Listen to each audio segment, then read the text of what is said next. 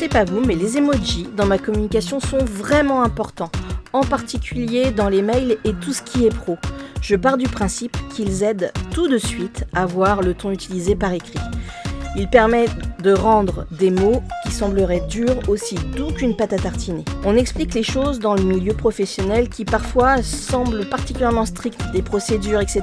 Et j'essaie toujours de mettre un petit peu d'humour pour que ça soit plus accessible et agréable. Et pour cela, les emojis sont un vrai outil d'accompagnement. La com n'a qu'à bien se tenir, c'est parti avec The Emoji qui tue. Alors, avant de vous barber avec 3-4 statistiques, j'ai une question pour vous. Quel est, selon vous, le pire emoji qu'on peut utiliser en entreprise? N'hésitez pas à me le dire en commentaire, même si j'ai ma petite idée. Alors, en termes de statistiques, il faut savoir que 70% des professionnels utilisent des emojis dans leur communication et que 80% d'utilisation se font dans les secteurs créatifs et technologiques. 60% estiment que les emojis rendent les messages plus amicaux, c'est exactement ce que moi je pense d'ailleurs, et 45% par contre craignent que des malentendus puissent être liés à leur utilisation. Alors, les malentendus, oui, il peut y en avoir, mais en toute logique, si les emojis sont bien utilisés et qu'on n'utilise pas des emojis qui sont plus rares, en toute logique, on va dire que les gros classiques passent vraiment easy, quoi. Allez, je ne vous ennuie pas plus avec les statistiques.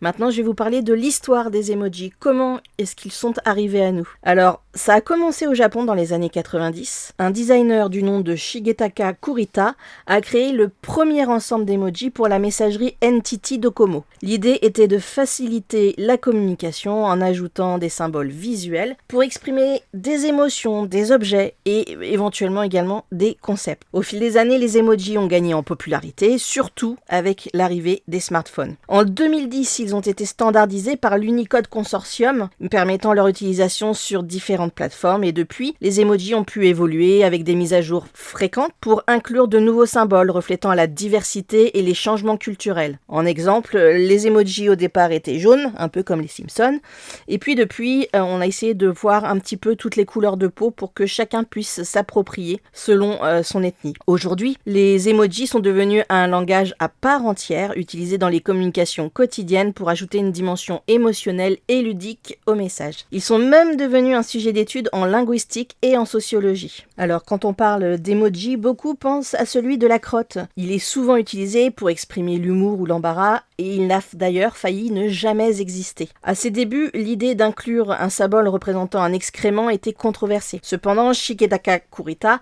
le créateur des premiers emojis, a défendu son inclusion, arguant qu'il apportait une touche ludique et décalée à la communication. Finalement, il a été accepté dans la première série d'emojis standardisés par l'Unicode Consortium en 2010, comme je vous l'ai expliqué précédemment, et il est devenu depuis l'un des symboles les plus populaires et reconnaissables dans le monde du numérique. Voilà donc pour la petite histoire des emojis. Alors, je vous ai demandé tout à l'heure ce que vous pensiez qui était THE emoji qui tue pour vous, en tout cas en entreprise. Moi, il y en a quand même quelques-uns que je n'utilise pas forcément, mais que j'aime beaucoup. Il y a le crâne, qui a un effet assez dramatique, et voire humoristique. La flamme, alors elle, je l'adore, elle a côté très brûlant, excitant, qui en veut. Le smiley qui pleure de rire, alors ça c'est le gros classique et j'avoue qu'il est plutôt fun. Et puis j'aime aussi la tête qui explose pour montrer quelque chose d'assez incroyable, surprenant, ou alors limite burn-out quoi. Alors ce format est plus court que d'habitude, on est presque aux alentours de 5 minutes. Pourquoi? Parce que j'ai eu une demande me disant qu'on souhaitait un podcast de 5 minutes, que c'était plus facile et plus sûr de pouvoir arriver au bout